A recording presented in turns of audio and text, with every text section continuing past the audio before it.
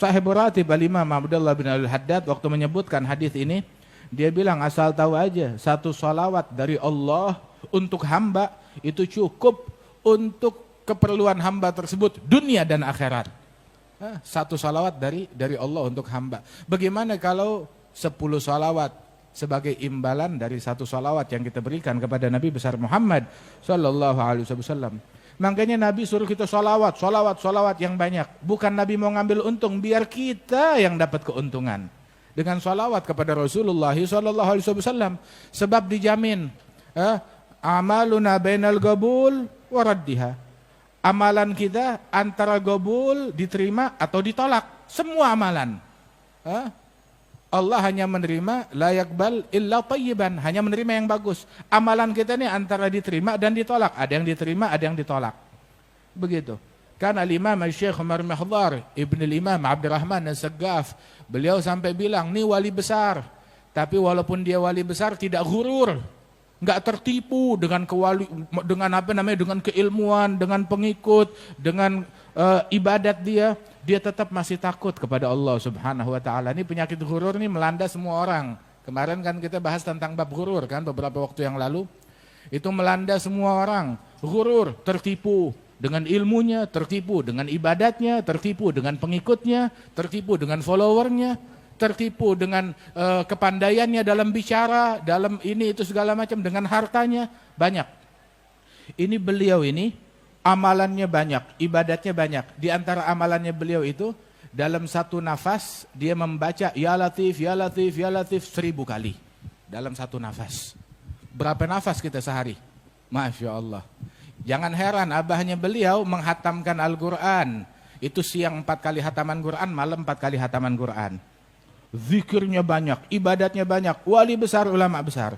Itu beliau, walaupun ibadatnya banyak, keilmuannya banyak, namun beliau menyatakan bahwasanya lau alimtu annallaha gabila minni tasbihah wahidah la dayyaftu ahla tarim ala laham wal bur muddat usbu' syukraniyah lillah. Seandainya saya mengetahui kalau Allah menerima amalan saya berupa 1 kali ucapan subhanallah diterima oleh Allah, saya bakal bikin syukuran. Syukurannya apa? Saya undang penduduk kota Tarim, saya jamu bukan sekali makan. 1 minggu saya jamu mereka. Pagi, sore, siang, malam, saya jamu mereka dengan gandum dan daging selama 1 minggu. Sebagai syukuran karena Allah menerima ucapan subhanallah. Nah, begitu. Amalan kita antara qabul dan ditolak. Walaupun orang udah amalannya bagus, tapi selalu takut amalannya enggak diterima oleh Allah Subhanahu wa taala. Kan Sayyidina Ali bin Abi Thalib bilang, "Kunu bi qabulil amal aham ilaikum minal amal." Jadilah kalian fokus memprioritaskan qabulnya amalan itu lebih penting daripada amalan itu sendiri. Sebab la yagillu ma'al qabulil amal. Amalan kalau dapat qabul diterima oleh Allah enggak dikit. Walaupun secuil tapi diterima oleh Allah banyak. Tetapi amalan yang banyak kalau enggak qabul, kalau enggak diterima buat apaan? Enggak diterima oleh Allah Subhanahu wa taala. Allah taala berfirman tentang Maryam binti Imran, fataqabbalaha rabbuha biqabulin hasan wa ambataha nabatan hasana wa kaffalaha Zakaria. Ketika Allah taala menerima qabul satu niat salihah. Rabbi ini nadartu laka lima fi batni muharraran. Saya nazar yang di kandungan saya mau wakafkan di jalan Allah. Enggak tahu yang lahirnya perempuan, tapi yang ini digobul, diterima oleh Allah Ta'ala, manfaatnya banyak, besar, hingga lahir Nabi Isa dengan segala mukjizatnya dan keistimewaan dan kemuliaannya beliau. Alhasil, amalan kita nih antara gobul dan ditolak, kita nggak tahu. Tetapi ada satu amalan yang dijamin pasti diterima. Apa amalan tersebut? Salawat kepada Nabi Muhammad. Kalau udah salawat kepada Nabi udah pasti diterima, dijamin diterima salawat kepada Rasulullah sallallahu alaihi wasallam. Gobul dan diterima oleh Allah Subhanahu wa taala. Makanya perbanyak amalan yang udah dijamin pasti diterima oleh Allah taala, yakni salawat kepada Rasulullah. Apalagi di zaman sekarang. Zaman sekarang ini masyi anfa' li ahli zaman min kathratil istighfar wa kathratis shalah 'ala nabiyil mukhtar. Nggak ada yang lebih manfaat untuk orang-orang zaman sekarang melebihi banyak istighfar dan banyak salawat kepada Nabi besar Muhammad sallallahu alaihi wasallam.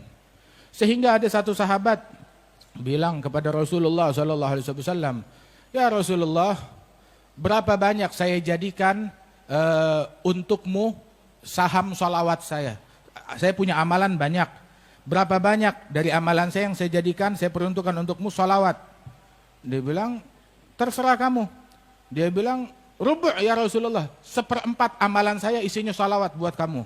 Masya Allah, bagus. Fa in zitta ala dzalik fahuwa ahsan. Kalau kamu bisa kasih lebih, lebih baik lagi.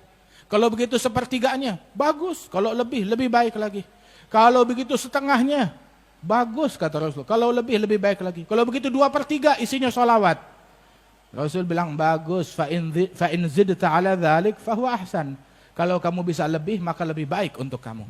Hingga dia bilang kalau begitu 100% amalan saya salawat kepada Rasulullah sallallahu alaihi wasallam.